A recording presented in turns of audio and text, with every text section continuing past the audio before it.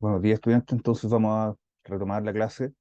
Voy a compartir pantalla para que veamos el concepto de movimiento circular. Voy a comenzar un poco con el concepto relacionado con lo que es el movimiento circular en sí, que es más que nada la descripción del movimiento de una partícula, que supongamos que comienza en este punto y que posee una velocidad lineal. Supongamos que este objeto se mueve a través de esta periferia circunferencial, una velocidad lineal, llamémosle b minúscula, y que es constante, es una velocidad lineal constante. Por lo tanto, podríamos proyectar desde un centro, como podría ser esta circunferencia, un radio r, cuya descripción es circular. Por lo tanto, al avanzar va a continuar con este mismo radio, pero se va a situar con la misma rapidez v en otro punto,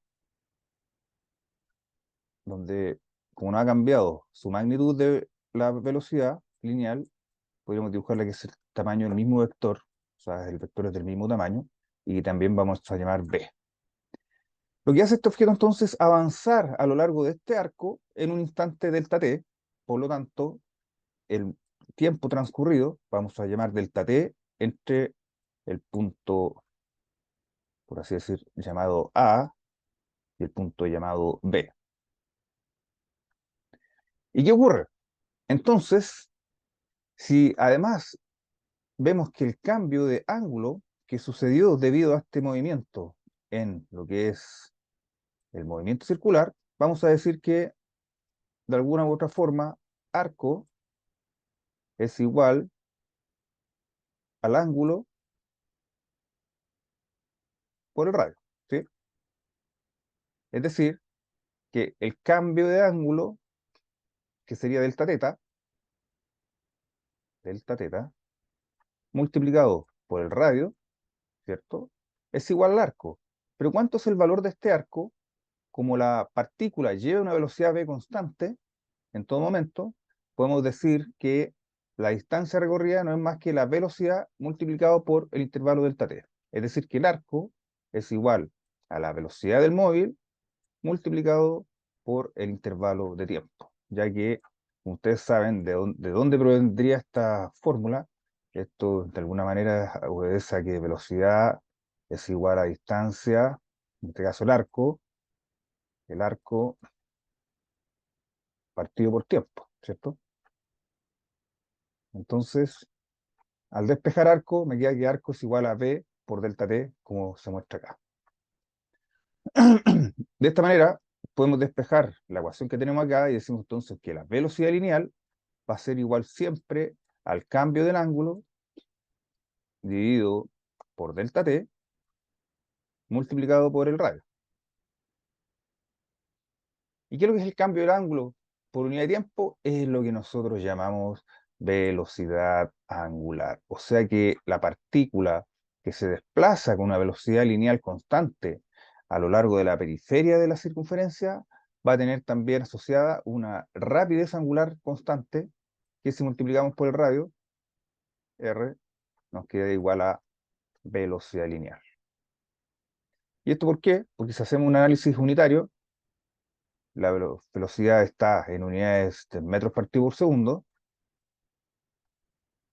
Esto sería igual a la rapidez angular. Pero la rapidez angular está dada por ángulo, y la unidad de ángulo es radianes. Sabemos que los radianes no tienen dimensión, por lo tanto podríamos dejarlo como 1, dividido por segundo, que es el tiempo, y multiplicado por el radio, que sería metros. O sea que hay consistencia unitaria en esta igualdad de términos. Con esto entonces hemos deducido que la velocidad lineal es igual a la velocidad angular multiplicado por el radio, que es la fórmula que vamos a usar en todo momento para cada uno de los casos de los ejercicios que vamos a ver. Hay que tener presente que esto se cumple cuando la velocidad lineal o es igual a una constante, ya no cambia. Lo mismo con la velocidad angular. La velocidad angular también para estos casos es igual a una constante. O sea que no cambia en ningún momento. Otra situación importante a analizar es las relaciones en la aplicación de esta fórmula. ¿Por qué? Porque vamos a tener generalmente dos situaciones que se nos van a, por así decirlo, se nos van a producir. Por ejemplo, vamos a tener el caso donde tengamos una circunferencia como esta, unida a otra circunferencia, ¿sí? Como esta, de esta manera, podrían estar unidas de manera periférica a través de un engranaje o a través de algún tipo de correa de transmisión, donde si yo uno con esto con esta correa, y esta la uno con esta otra correa, entonces, como esto tiene un radio que le vamos a llamar R y R, a este lo vamos a llamar que tiene un radio R1, y a este un radio R2, entonces lo que existe en igualdad entre estos dos elementos es que la unificación entre ambas es debido a la periferia. Por lo tanto, se puede deducir que la velocidad lineal con que se mueve una partícula aquí es igual a la velocidad lineal que se mueve una partícula en el radio más pequeño, porque si no, se cortaría la cadena o se achurrascaría. Tiene que haber una igualdad lineal entre estos dos sistemas. ¿Qué significa eso? Entonces, que la velocidad lineal de la disco 1 tiene que ser igual a la velocidad lineal del disco 2, ¿ya? O sea que en el fondo, si despejamos con la fórmula que está acá, decimos entonces la velocidad angular 1 multiplicado por el radio 1 tiene que ser igual a la velocidad angular 2 multiplicado por el radio 2. O sea que nos da como resultado que la proporción omega 1 es a omega 2 como R2 es a R1. Por lo tanto, mientras más grande es el radio 2 con respecto a R1, más grande es la velocidad angular. Claro, usted se tiene que mover angularmente mucho más rápido para que pueda suplir linealmente a la esfera o a la circunferencia más grande. ¿Ok? Ese es el concepto entonces de relación que le vamos a llamar relación lineal. O sea, cuando dos sistemas circulares están unidos por las periferias, ya sea por una cuerda de transmisión o porque están unidos mediante engranaje, entonces se dice que hay una relación lineal. Lineal. Pero también existe una relación angular. Voy a borrar acá. No es necesario que se aprendan esto, sí que se aprendan esto nomás. Velocidad lineal 1 es igual a velocidad lineal 2, ¿vale? Pero existen casos donde existe, como les decía, una relación angular. Y para estos casos, supongamos que tenemos las mismas dos esferas, cuyo radio, tenemos un radio R1, nuevamente, tenemos un radio R1, y acá un radio R2, R1 y R2, y están unidos, supongamos, a través del eje céntrico entre ambas. O sea que aquí hay un eje que las une, ¿sí? Sale por aquí, y acá este eje sale para allá, ¿cierto? Por lo tanto, a ver, voy a dibujarlo de otro color, con otro espeso, ahí sí. Aunque acá del centro sale un eje que se une con este más pequeño y sale por acá. Ahí sí, ¿ya? Entonces este eje se mueve, aunque sigue por ahí, ahí va. Este eje lo que hace es que se mueve angularmente de esta manera. Entonces, si esto tiene una rapidez angular omega, ¿qué podemos decir o qué podemos deducir? Que para este tipo de situaciones, donde hay ya no una relación lineal, sino que una relación angular, vamos a llamarle una relación angular. Entonces, ¿qué significa? Que la linealidad no se va a cumplir, sino que la angularidad de esto, o sea, si este gira 80 grados, entonces también va a girar 80 grados, ¿ok? Por lo tanto, lo que podemos decir, y eso lo hacen 10 segundos, entonces la otra también lo hace en 10 segundos, lo que quiere decir que la relación entre estos dos objetos es que sus velocidades angulares son iguales, ¿ok? O sea que si sus rapideces angulares son iguales, y despejamos de acá, decimos entonces que la velocidad lineal de uno dividido por R1 es igual a la velocidad lineal de 2 dividido por R2, ¿ok? Que tampoco hay que aprenderse nada de esto, sino que basta con aprenderse esta relación. Y esos son los dos tipos como de ejercicios con los cuales nos vamos a encontrar aproximadamente en los problemas que vamos a ver de la guía del profesor, donde tenemos este primer ejercicio, que eh, dice lo siguiente, voy a borrar acá, dice lo siguiente, dice, determinar el valor de la aceleración centrípeta del punto A.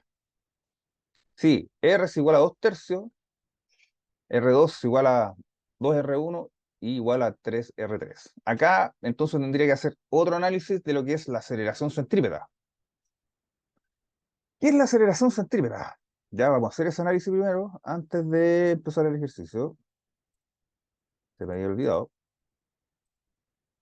La aceleración centrípeta no es más que una aceleración que existe en los objetos que se mueven circularmente, ya que su velocidad, si bien es constante, o sea, yo puedo decir que la velocidad de este objeto está ahí, ¿cierto? Que está dibujado por esa flecha, voy a dibujar un poco más ancho, la velocidad lineal que está aquí, su magnitud no cambia, ojo, su magnitud no cambia. Entonces voy a llamar que es una velocidad con magnitud v, pero lo que sí va cambiando es su dirección. Por lo tanto, ya la velocidad no es la misma que la que está acá, puesto que cambió de dirección, si bien la magnitud es la misma, su dirección cambia.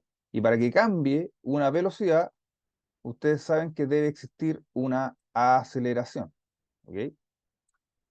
O sea, que para que este objeto que estaba acá, y cuando ya luego está aquí, tuvo que haber tenido algo que lo acelere para que llegue acá y que su velocidad cambie. Entonces, si yo traslado estos dos vectores, de alguna u otra forma, supongamos que los coloco aquí, voy a trasladar esto aquí y esto acá, y esto lo coloco aquí, y esto lo coloco acá, esto lo coloco aquí, ¿ok? Entonces, ¿qué está sucediendo? Voy a alargar esto que está acá. La única forma, si esto era B en cuanto a magnitud, y esto también era B en cuanto a magnitud, no son las mismas velocidades en sí, si las coloco vectores, entonces si le coloco vector, entonces esto se le llamaría una velocidad final, porque es la velocidad que está acá, y a esta yo le llamaría una velocidad inicial, ¿cierto? Por lo tanto, hubo un cambio de velocidad entre este punto y este punto. ¿Y este cambio cuánto es? Es esto que está acá, este delta V, ¿ok? O sea que a esto yo le llamo delta V, o el cambio de velocidad que sufrió el objeto. O sea que sufrió un cambio de velocidad. Y si yo proyecto este vector acá, lo que me está indicando entonces es que hubo un cambio de velocidad en este sentido, hacia el centro de la circunferencia. Wow. O sea que este cambio de velocidad obedece a un elemento denominado aceleración centrípeta, porque ese cambio de velocidad va a ocurrir en un instante delta t, ¿ok? Y ya sabemos que delta v partido por delta t es aceleración. O sea que la causante del cambio de velocidad que hay dentro de este sistema es la aceleración centrípeta, ¿ok? Y es muy fácil deducir desde este vector que está acá, que la fórmula donde nosotros calculamos la magnitud de la aceleración centrípeta, esa aceleración centrípeta es siempre apuntándose al centro, y a su vez es igual a la velocidad angular al cuadrado multiplicado por el radio. O si despejamos omega, también podría escribirse como la velocidad lineal al cuadrado dividido por su radio céntrico. ¿Ya? Cualquiera de las dos fórmulas uno puede utilizar para cada caso, ¿ya? Porque este omega de dónde, o sea, de dónde llego a esta que está acá abajo, simplemente reemplazando el omega, que sabemos que omega por R es igual a velocidad lineal, ¿vale? Entonces, si esto lo espejo acá, llego a lo que está aquí, ¿sí? ¿Y qué ocurre? Por lo tanto, lo que nos están pidiendo es cuánto es la aceleración centrípeta que tiene el objeto y que es la que causa que de alguna forma la aceleración centrípeta en cada momento donde se encuentre la partícula, por ejemplo, si se encuentra acá, va a apuntar al centro, si se encuentra aquí, también va a apuntar hacia el centro, ¿ok? Va a estar siempre la aceleración centrípeta apuntando hacia el centro de la circunferencia. Y ahí es vectorial. De esta manera, acá, por ejemplo, cuando esté aquí, va a apuntar hacia el centro hacia acá, y por eso que después cuando la partícula al principio estaba acá, después va a estar acá. Y cuando estaba aquí, después la tira para allá, entonces después va a estar acá. Y así sucesivamente es la aceleración causante del movimiento circular. Si no hay movimiento circular, no hay aceleración centrípeta. O al revés, para que exista movimiento circular, tiene que existir aceleración centrípeta. ¿Vale? Ok. Ahora sí voy a borrar. Y vamos a resolver entonces el ejercicio mediante las relaciones que existen en estas tres circunferencias. ¿Qué tipo de relación existen? De acuerdo a lo que vimos delante, existe una relación lineal. Es decir, que se puede deducir que si esta es una esfera 1, perdón, una circunferencia 1, esta es una circunferencia 2 y esta es una circunferencia 3, podemos deducir que entonces la velocidad lineal de la circunferencia 1 es igual a la velocidad lineal de la circunferencia 2. Ningún problema.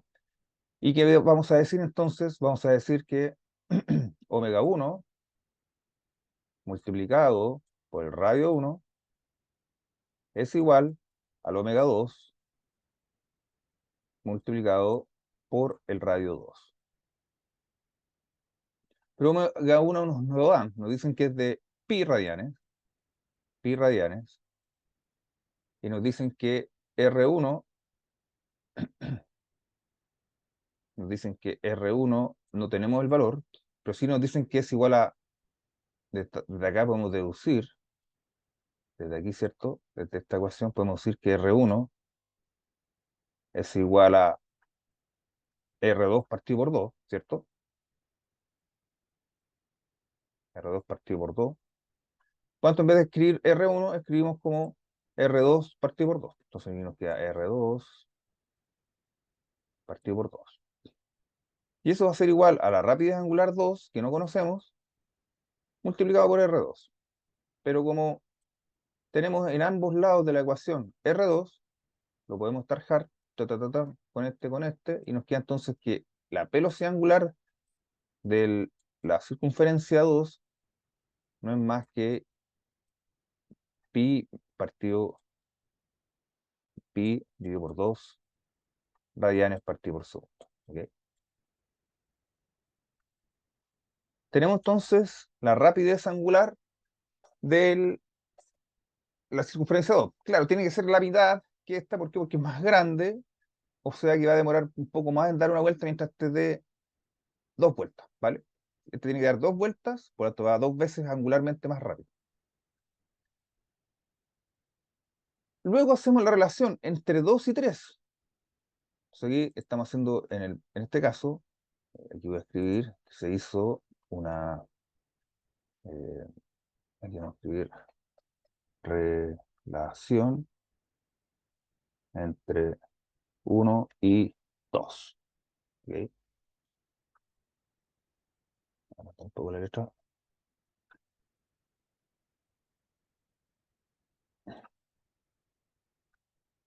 Y ahora vamos a hacer una relación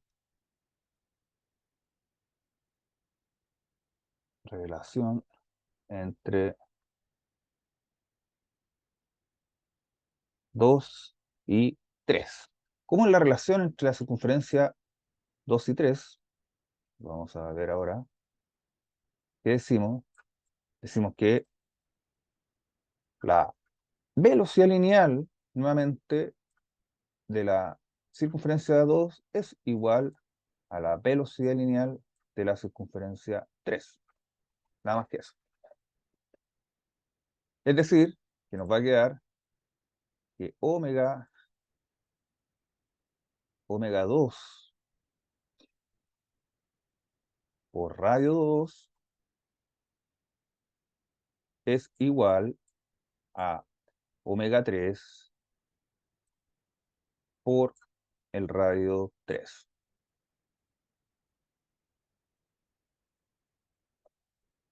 ¿Qué significa eso? Como tenemos omega 2, decimos que esto va a ser pi medio, ya lo conocemos, multiplicado por el radio 2. Pero ¿cuánto es el radio 2? Lo dejamos tal cual. ¿Por qué? Porque existe una relación entre el radio 3 y el radio 2, en donde podemos deducir desde acá que en el fondo R3 es igual a R2 partido por 3. Igual a R2 dividido por 3. Con esto entonces, ¿qué nos va a quedar? Omega 3, que es lo que andamos buscando, multiplicado por el radio 3. Pero el radio 3 sabemos que es R2 partido por 3. R2 partido por 3. Se cancelan los radios, nuevamente, R2 con R2, y me queda que omega 3 no es más que igual a 3 medios de pi. Ya, pero profe, ¿por qué andamos buscando omega 3 en la pregunta? Porque andamos buscando cuánto es la aceleración centrípeta en el punto A. Y el punto A está justo en el radio 3. O sea, acá tenemos una aceleración centrípeta que está apuntando hacia el centro y que nos piden calcular.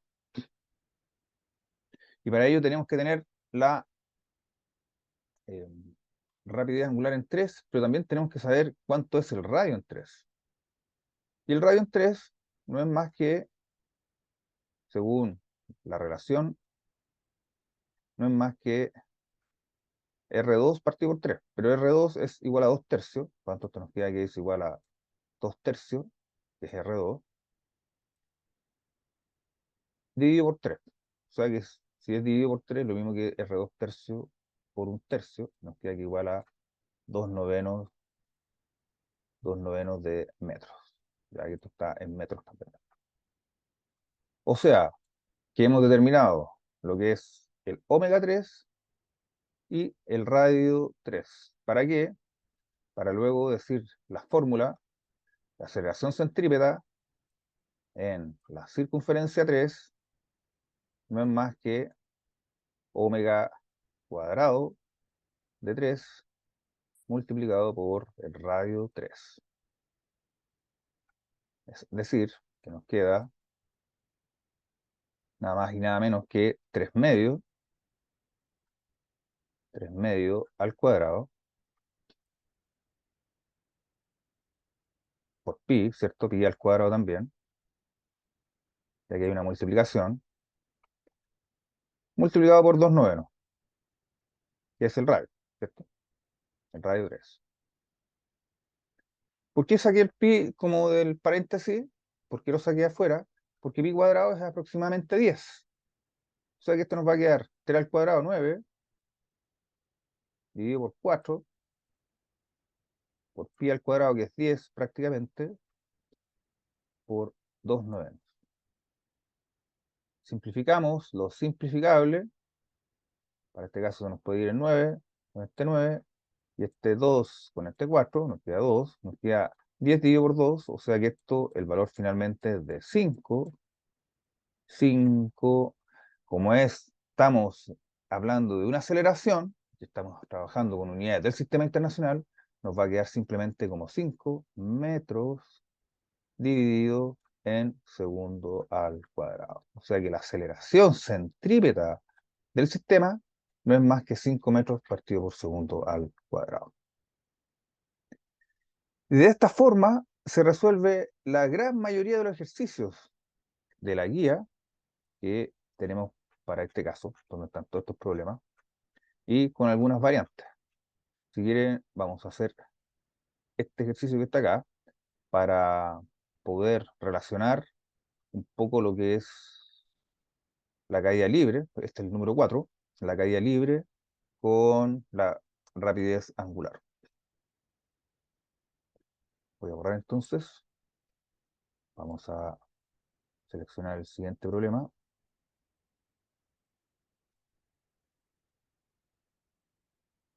Y dice así,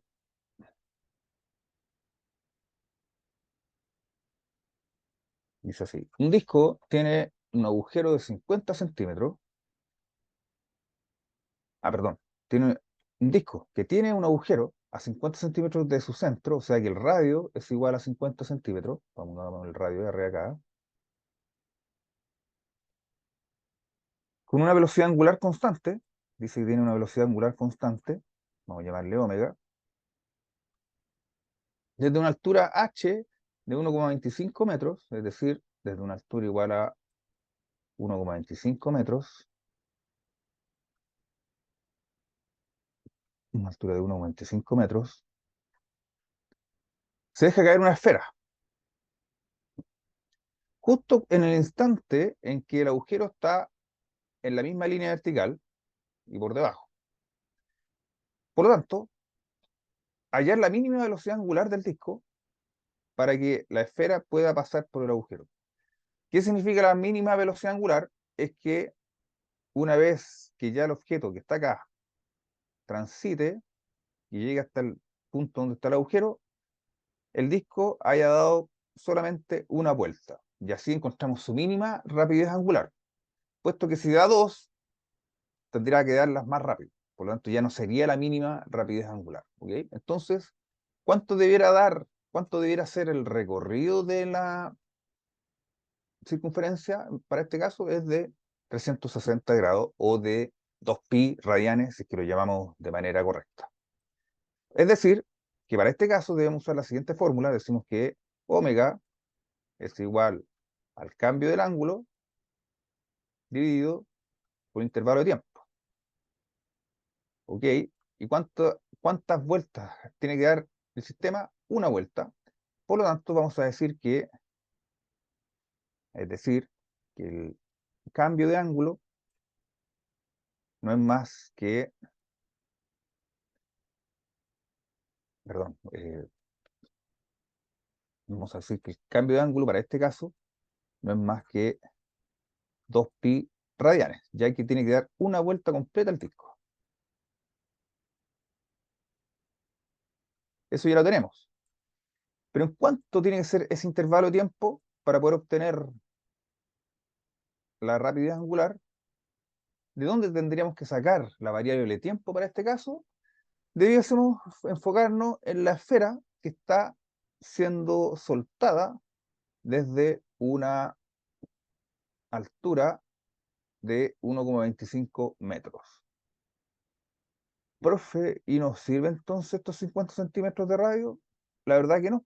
La verdad es que esta distancia es un distractor, ya que no tiene implicancia en el ejercicio para este caso. Lo que nos interesa es saber cuánto es el tiempo que demora en caer la esferilla para poder obtener la rapidez angular, ya que la rapidez angular está sujeta a que esto dé una vuelta, es decir, recorrer 2pi radianes de ángulo en el intervalo de tiempo exacto donde cae la partícula.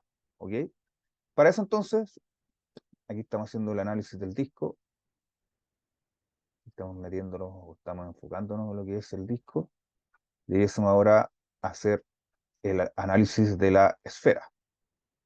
Y el análisis de la esfera que está siendo soltada, o del objeto, ¿qué vamos a decir? Como es caída libre, vamos a decir que la posición en función del tiempo del objeto es igual a su posición angular, perdón, a su posición inicial, más la rapidez inicial con que es lanzado el objeto en el eje Y por t menos el instante inicial, más un medio. Para este caso vamos a darnos el eje Y apuntando hacia arriba, ¿vale? Por lo tanto, la gravedad va a estar hacia abajo con un valor negativo. Ya sabemos que la gravedad es aproximadamente 10 metros partido por segundo al cuadrado. ¿Ok? Por lo tanto, acá la ecuación nos quedaría un medio, menos un medio de g por t menos t sub 0 al cuadrado. Vamos reemplazando. ¿Cuánto es la posición final que tiene que tener este objeto acá? La posición final a la cual va a llegar esta esfera va a ser justo en el valor de 0. O sea que aquí este es el valor de 0 de la altura, y aquí donde es soltado es el valor de 1,25 metros, ¿vale? 1,25. Ya que esto es el eje Y y está en unidades de metros.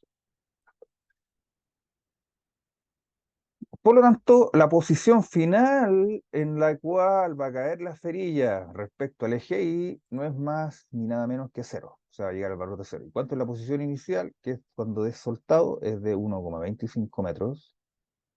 Y como es soltado, la rapidez inicial del objeto es 0, ya que está siendo soltado desde una altura, no está siendo lanzado. Si hubiese sido lanzado, ahí sí tendría una velocidad inicial.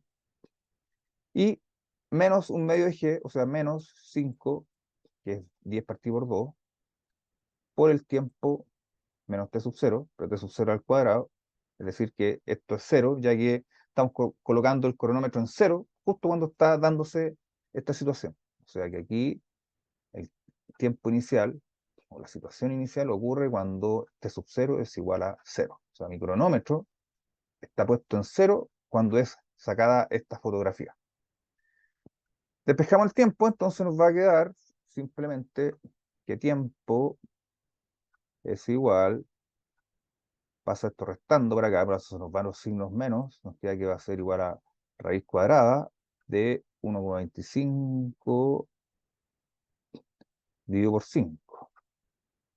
Y eso en el fondo es lo mismo que decir 0,65 o raíz de 0,65. A ver, veamos la calculadora. La calculadora nos queda entonces 1,25 dividido por 5, 0,25, y raíz de eso es 0,5. O sea que la esfera demora 0,5 segundos en caer hasta este punto. Y ese tiempo es igual al delta t que estamos necesitando acá. O sea que este tiempo que yo calculé aquí es el tiempo t. Por lo tanto, podemos determinar cuánto va a ser la rapidez angular. O sea, decimos que entonces la rapidez angular, retomamos la expresión acá, y decimos que entonces la rapidez angular va a ser igual a 2pi radianes, ¿cierto? Delta teta, dividido por delta t, pero delta t lo calculamos y es 0,5, o sea que esta velocidad angular no es más que 4pi radianes, partido por segundo, ¿ok?